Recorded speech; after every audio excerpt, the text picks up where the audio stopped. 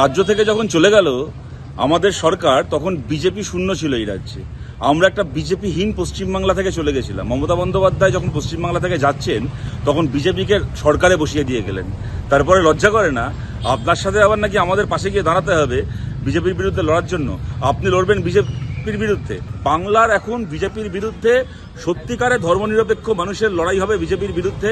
সেই লড়াইয়ে বামপন্থীরা থাকবে, সেই লড়াইয়ে গান্ধীবাদী মানুষ থাকবে, সেই লড়াইয়ে সমস্ত গণতান্ত্রিক মানুষ থাকবে।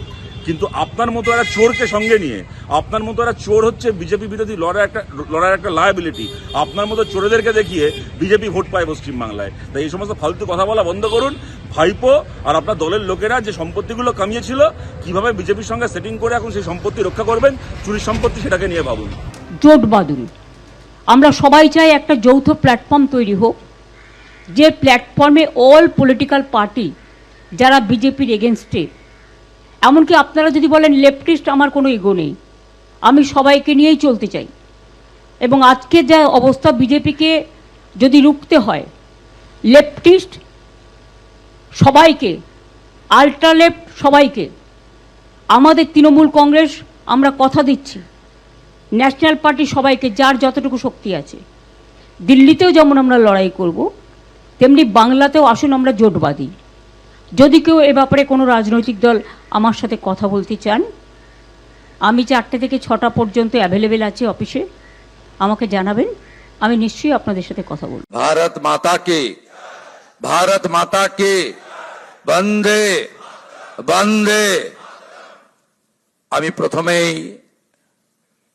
শ্রদ্ধার সঙ্গে, কৃতজ্ঞতার সঙ্গে, অন্তর থেকে আমি শ্রদ্ধা এবং প্রণাম নিবেদন করব বিশ্বের সর্ববৃহৎ রাজনৈতিক দল ভারতীয় জনতা পার্টির যে গণতান্ত্রিক ব্যবস্থাপনা রয়েছে, সেই গণতান্ত্রিক ব্যবস্থাপনায় আজকে যিনি পর্যবেক্ষক হিসেবে উপস্থিত থেকে গণতান্ত্রিকভাবে আপনাদের সকলের মতামত এবং সমর্থন নিয়ে আমাকে দলনেতা হিসেবে নির্বাচিত করার কাজ পরিচালনা করেছেন, ভারতীয় জনতা পার্টির অত্যন্ত একজন বলিষ্ঠ নেতা, আধুনিক ভারতের রাজনৈতিক চাণক্য, কেন্দ্রীয় স্বরাষ্ট্র এবং সমবায় মন্ত্রী মাননীয় অমিত শাহজিকে আমি কৃতজ্ঞতা প্রণাম জানাবো।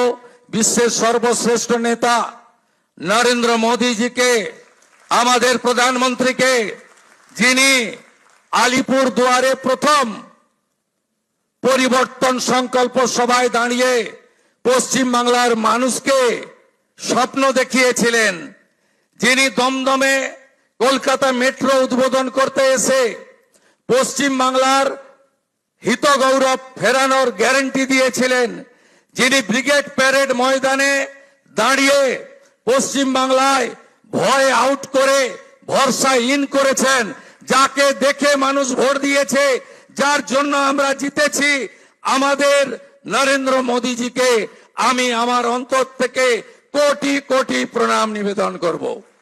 নরেন্দ্র মোদীজির জন্য সব বিধায়করা একবার উঠে দাঁড়িয়ে 1 মিনিট হাততালি দিন।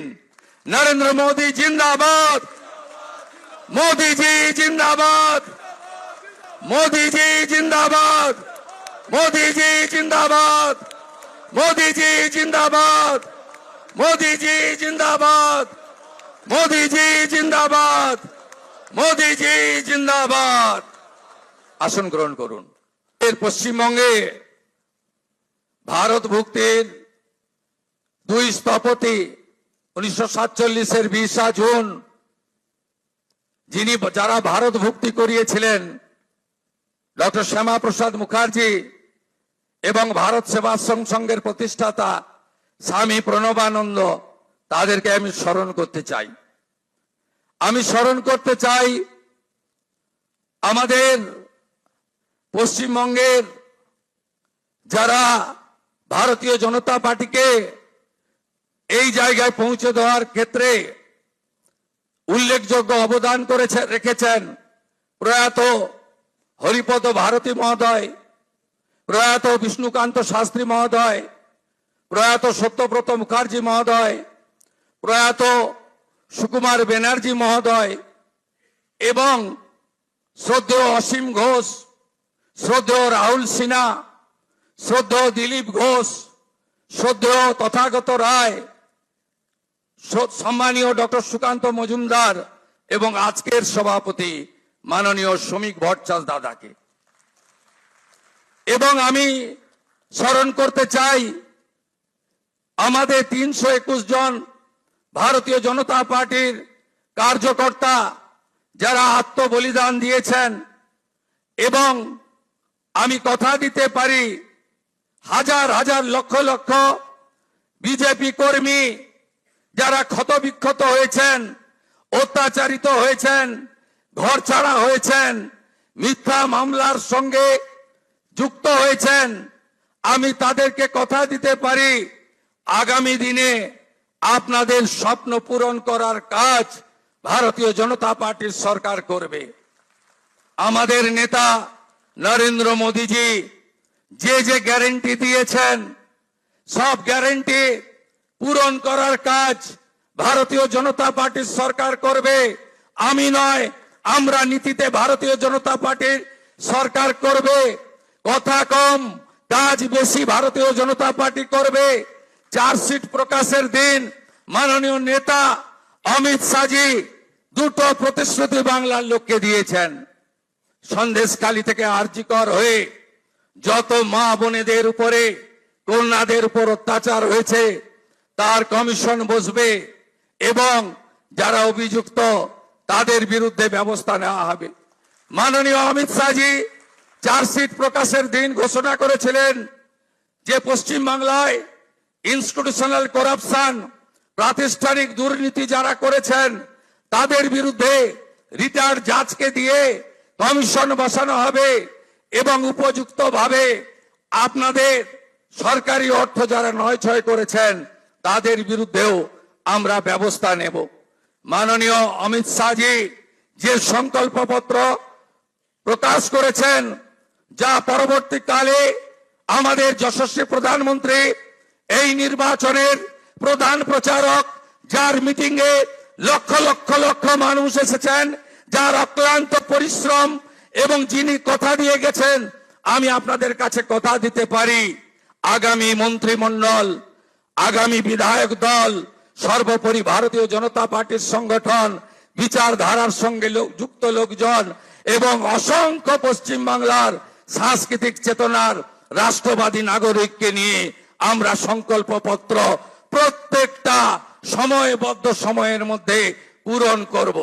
আমাদের আসন একটাই মন্ত্র হোক, স্বামীজির মন্ত্র, চোরৈবতী চোরৈবতী চোরৈবতী।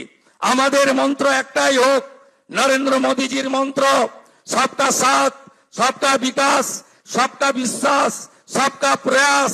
এটাই হোক আগামী দিনে আমাদের মন্ত্র। আসুন পশ্চিম বাংলাকে মোদীজির আদর্শে, তার নেতৃত্বে নবনির্মাণ করি। কেন্দ্র রাজ্য যৌথ ভাবে কাজ করে আমরা মানুষের প্রত্যাশা পূরণ করি।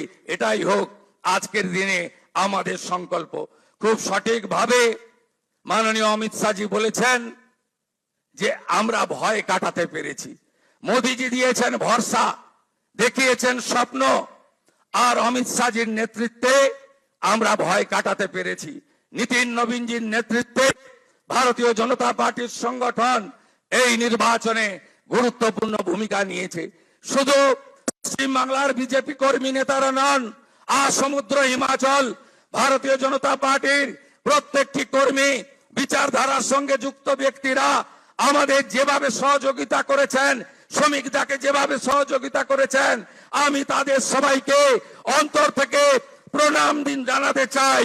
আপনাদের সকলের সহযোগিতায় আমরা জিতেছি। ভয় আউট, ভরসা ইন। সব দল থাকবে, তৃণমূলকে কোথাও এর নাম নিশান রাখতে দেব না। 2011 থেকে এমএলএ ভেঙেছেন তো, আপনাদের যে কটা জিতে এসছে কটা থাকে আমি দেখব।